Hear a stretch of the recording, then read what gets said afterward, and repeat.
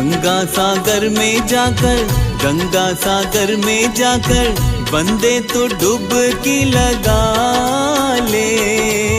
मकर संक्रांति यूं मना के बंदे थोड़ा सा पुण्य कमा ले।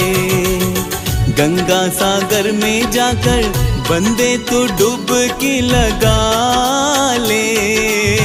मकर संक्रांति यूं मना